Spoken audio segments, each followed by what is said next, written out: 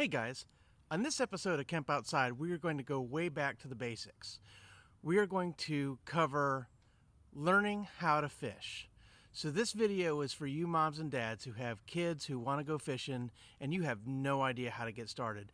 We're going to break down the basics and I'm going to give you the 7 things you need to go fishing. Check it out.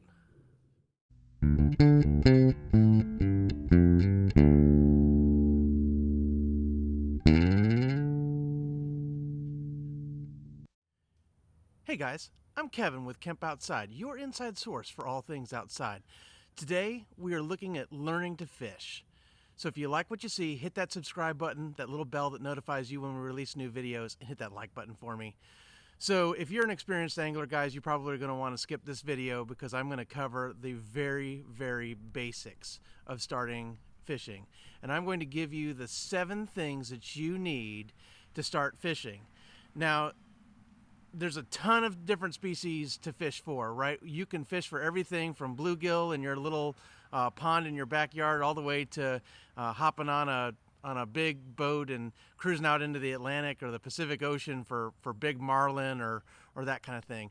What we're going to be talking about is basically how to go down to that pond, whether it's a pond in your backyard or whether it's a pond in a local park, fish from the bank, and hopefully catch some fish. So we're going to cover basically what you would need to catch some bass or maybe some bluegill or brim or sunfish or whatever you call it, depending on wherever you are, and then maybe some catfish. So really basic, really easy setup, guys, and we're going to cover things for both adults and kids.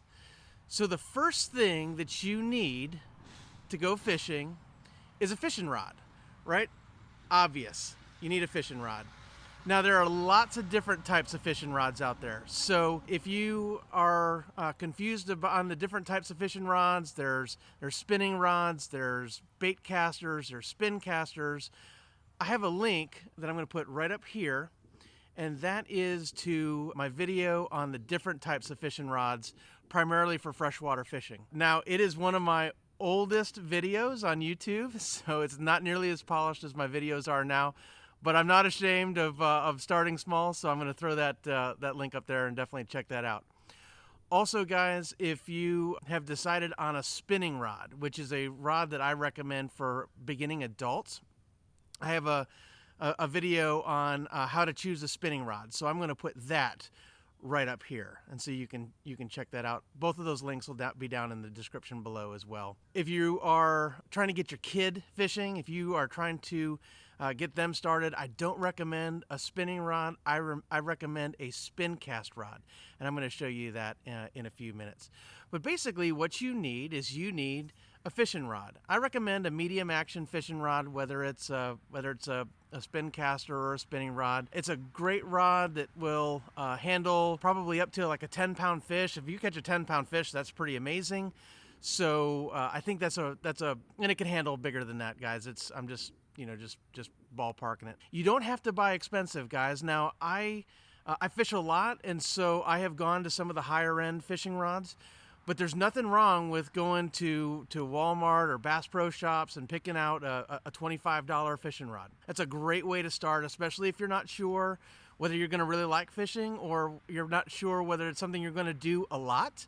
Maybe it's something that you want to do every once in a while, or you want to do when you're camping. Definitely, finding a inexpensive fishing rod is a great way to start.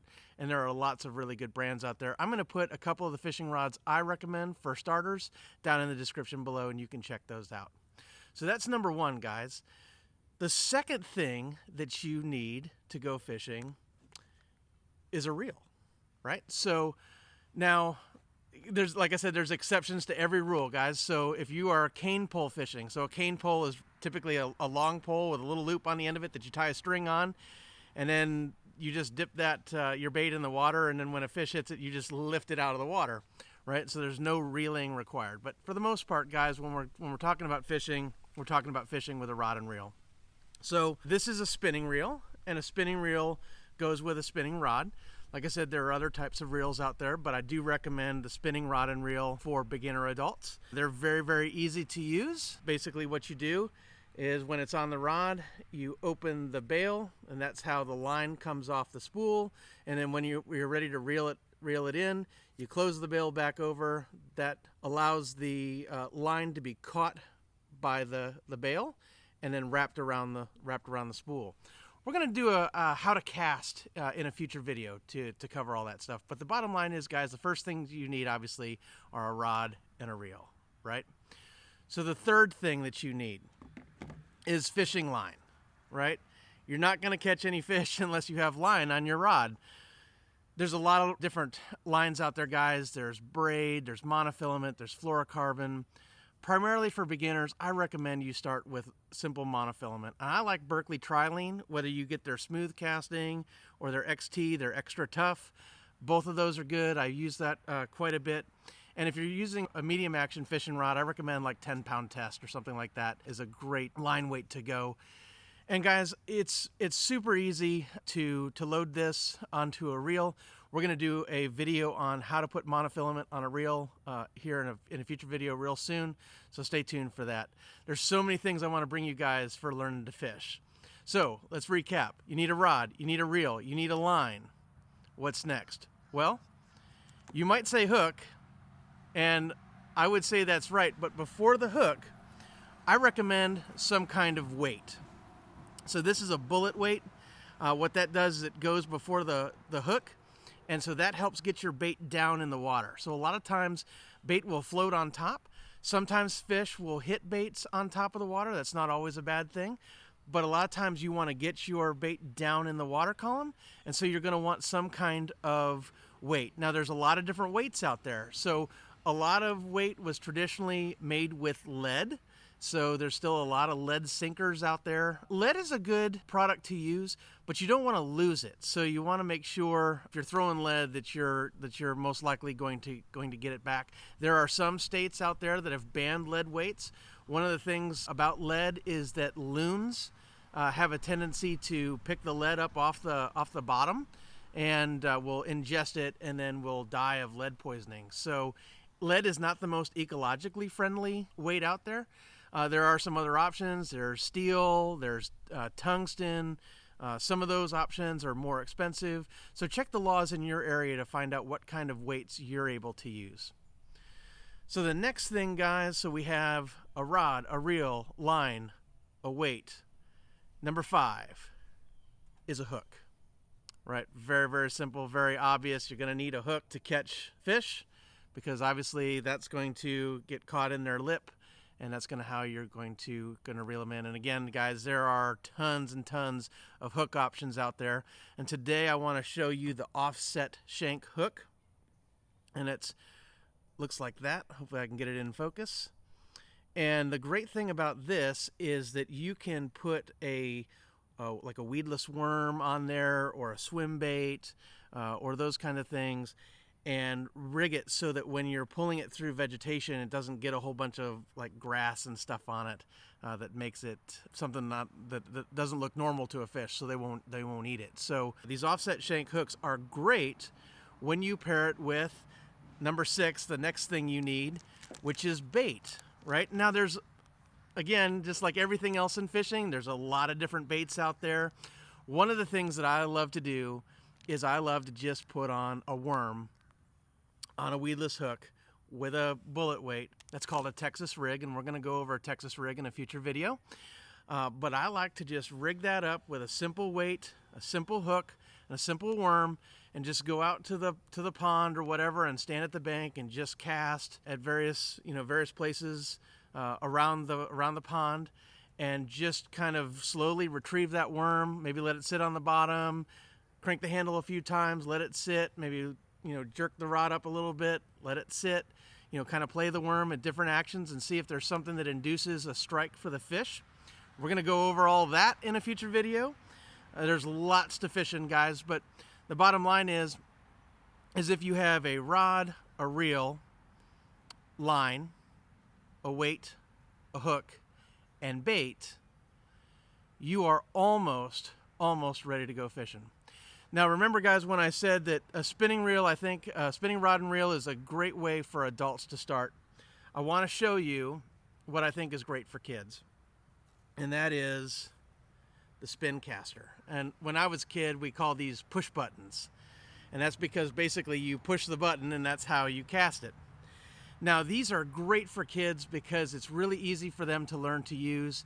They're very, very inexpensive. I love the Zebco brand for my spin casters. When I adopted my kids, my two boys came to me when they were 10 and 6. The first thing I did was I went out and I bought them both a Zebco spin caster rod and reel combo.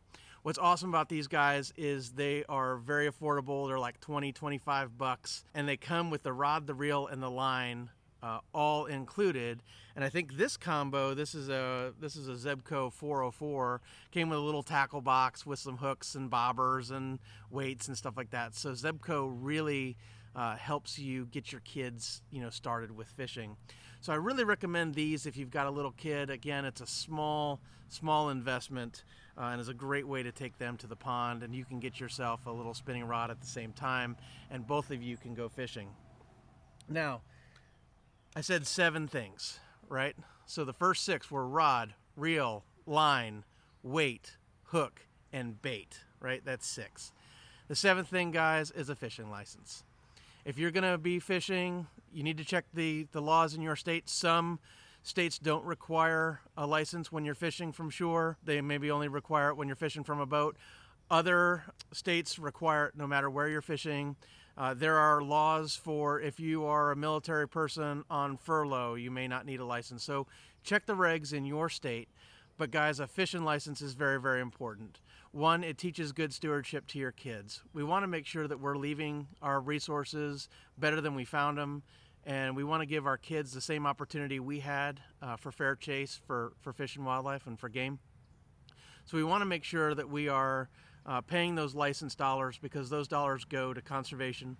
And then second, guys, is you can get in trouble if you don't have a license. Now, a lot of those, game wardens will give you a warning, but it's up to their discretion. They could issue you a ticket. They can confiscate your gear.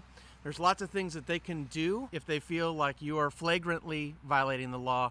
So guys, definitely get your fishing license. It's a small investment, and it does. I worked for the Florida Fish and Wildlife Commission for 15 years, guys, and I can tell you conservation agencies are underfunded. So every dollar that they get goes to conservation, and it's a good cause. So guys, those are the 7 things that you need to go fishing: a rod, a reel, line, weight, a hook, bait, and a fishing license. We are going to go much more in depth into how to use these things, guys, but I hope you found this video useful. If you are a mom or a dad who wants to take your kids camping, hiking, fishing, learn about nature, or develop a conservation ethic, and you have no idea what you're doing, guys, this channel is for you. We are all about helping moms and dads get their kids outside. If you have any questions at all, I would love to hear from you. Drop me a comment below. Ask me any questions that you have about how to get started, what gear you might need, any of that. I would love to hear from you. We're also on Facebook, LinkedIn, Instagram, and Twitter. The links to all of those are down in the description below. Feel free to reach out to me and send me a direct message if you're not if you don't want to put your question in the comments. I'd love to hear from you. I would love to help you get started. We release camping, hiking, and fishing videos every Monday, Tuesday, and Thursday at 11 o'clock right here on YouTube. Our Monday and Tuesday videos are dedicated to campground and campsite reviews, and our Thursday videos are on a whole variety of topics based on camping and hiking and fishing. We're going to continue this Learn to Fish series, guys, because I want to help moms and dads take their kids outside and take them fishing. It changed my life when I was a kid. I was the happiest when I had a fishing rod in my hand, and I think it might be the same for your kids too. It's a great opportunity to bond with your kids, to get them to set down those electronic devices and get outside and enjoy nature a little bit. So guys, thanks for watching Kemp Outside. We will see you next time.